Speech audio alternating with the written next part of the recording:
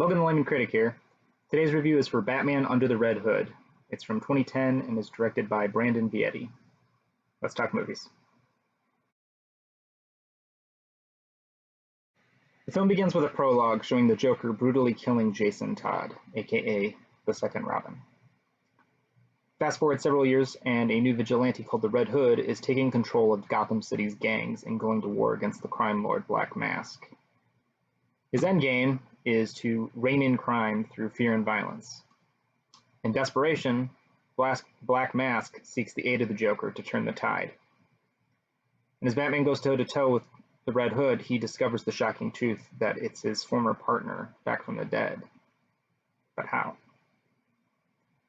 Now, if you're familiar with Batman's comic book history, you're more than likely aware that the death of Jason Todd was a major event. Likewise, so was the character's return nearly 2 decades later. Under the Red Hood does a good job at adapting the latter storyline to the animation medium. The voice acting is solid. Bruce Greenwood does a decent job as Batman. He feels like a seasoned crime fighter. He's brooding and racked with guilt and confusion, not only over his failure to save Robin, but also his failure to prevent him from going bad. It's a low-key performance for the most part, and it works. Much like my complaint for Batman Year One, it's not an iconic depiction, but I don't think it really needs to be. Jensen Ackles, I hope that's how you say his name, he plays Jason Todd, the Red Hood, and he does a great job. He's a villain, but he's a principled villain. And so even if you can't get behind his methods, you can understand where he's coming from. And there's one particular scene that I especially like toward the end where he's saying, "Bruce, I forgive you for not saving me, but why on God's earth is he still alive?" Referring to the Joker, his killer.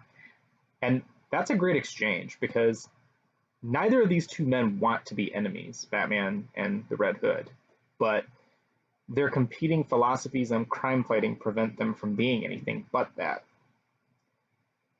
And the scene itself isn't heavy-handed or overly expository in its execution, so that's what it works surprisingly well. You would think that something, comic book movies, comic books in general, I guess, sometimes the dialogue can be a bit hammy and contrived and sort of trite. I did not get that from this film.